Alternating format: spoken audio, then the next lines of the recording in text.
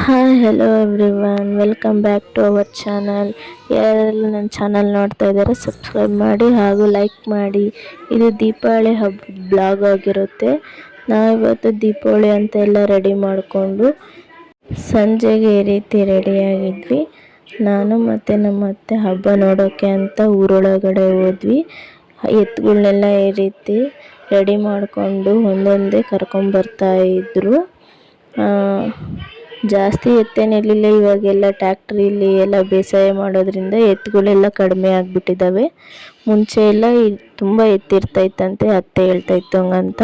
ಇವಾಗ ಎತ್ತುಗಳೇ ಕಡಿಮೆ ಆಗಿಬಿಟ್ಟಿದೆ. ಇರೋ ಎತ್ತಲ್ಲೇ ಹಬ್ಬ ಮಾಡೋಕ್ಕೆ ಕರ್ಕೊಂಡು ಬಂದಿದ್ರು. ಹಬ್ಬಕ್ಕೆ ನಂದಿ ಕೋಲೆಲ್ಲ ಕುಣಿಸ್ತಾ ಇದ್ರು. ಮುಂಚೆ ಎಲ್ಲ ಕರಡಿಗೆ ಕುಣಿಸೋದು ಮತ್ತು ಗೊಂಬೆ ಆಡಿಸೋರು ಎಲ್ಲ ಬರ್ತಿದ್ರಂತೆ.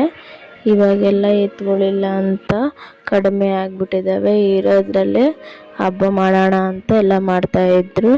ಇದು ನಂದಿ ಕೋಲು ಕುಣಿಸೋಕ್ಕೆ ಒಬ್ಬರಾಗ್ತಿಲ್ಲ, ಒಬ್ಬರು ನಾನು ಅಂತ ಇಸ್ಕೊಂಡು ಆ ನಂದಿ ಕೋಲು ಕುಣಿಸ್ತಾ ಇದ್ರು. ಇದೆಲ್ಲ ನೋಡ್ಕೊತ ನಿಂತಿದ್ವಿ. ಮತ್ತು ತಮಟೆ ಹೊಡಿತಾ ಇದ್ರು. ಅದ್ರ ಮುಂದೆ ಎಲ್ಲ ಡ್ಯಾನ್ಸ್ ಮಾಡ್ತಾಯಿದ್ರು. ತುಂಬಾ ಜನ ಸೇರಿದ್ರು.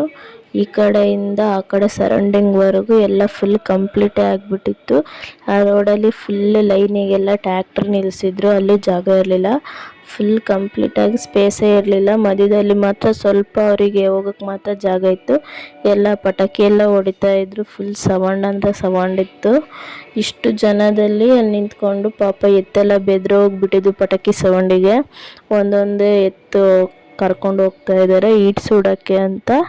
ಇನ್ನು ಮೂರಲ್ಲಿ ಆಂಜನೇಯ ದೇವಸ್ಥಾನ ಅಂತ ಇದೆ, ಅಲ್ಲೋಗಿ ಈಟ್ ಸುಡ್ತಾರೆ. ಅದಾಗ್ತಿದೆ. ನೆಕ್ಸ್ಟ್ ಒಂದೊಂದೇ ಟ್ಯಾಕ್ಟ್ರಿಗಳೆಲ್ಲ ಎತ್ತಿನಿಂದ ಇದೇ ರೀತಿ ಹೋದ್ವಿ ನೋಡಿ.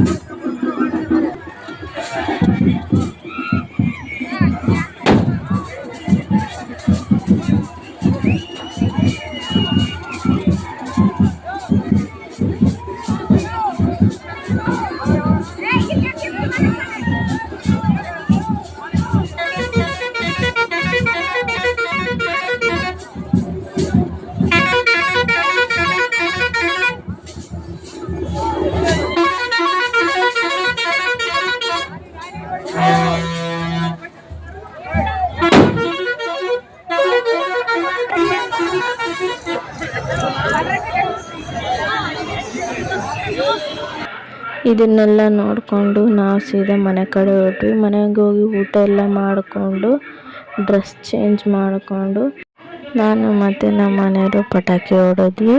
ಇದು ನನ್ನ ಗಂಡನ ಮನೆಯಲ್ಲಿ ನನ್ನ ಮೊದಲನೇ ದೀಪಾವಳಿ ಆಗಿತ್ತು. ಇದಾಗಿತ್ತು ಇವತ್ತಿನ ಬ್ಲಾಗ್. Thank you.